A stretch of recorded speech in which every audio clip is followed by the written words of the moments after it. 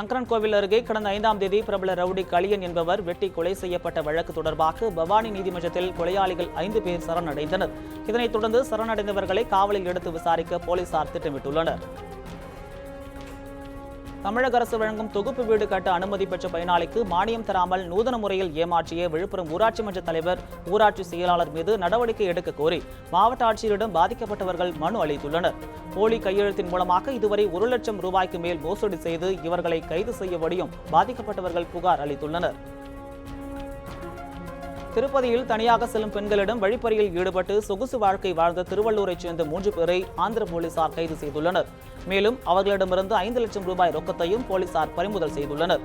திருப்பதி கோவிலுக்கு வரும் பக்தர்களிடம் கூட்ட நெரிசலை பயன்படுத்தி திருட்டில் ஈடுபட்டு வந்த நபர்கள் குறித்து புகைப்படத்துடன் எச்சரிக்கை விடுக்கப்பட்டிருந்ததன் மூலம் இவர்கள் கைது செய்யப்பட்டுள்ளதாகவும் ஆந்திர போலீசார் தெரிவித்துள்ளனர்.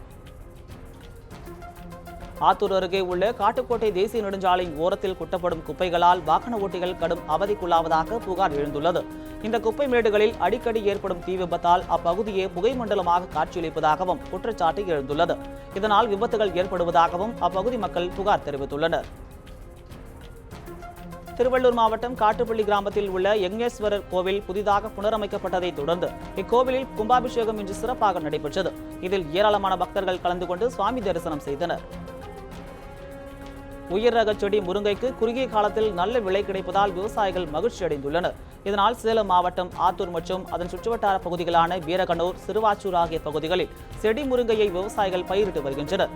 முருங்கை கிலோவுக்கு 70 ரூபாய் முதல் 120 ரூபாய் வரை கிடைப்பதாகவும், 1 ஏக்கருக்கு செலவு போக 50,000 ரூபாய் முதல் 1 லட்சம் ரூபாய் வரை கிடைப்பதாகவும் விவசாயிகள் மகிழ்ச்சி தெரிவித்துள்ளனர்.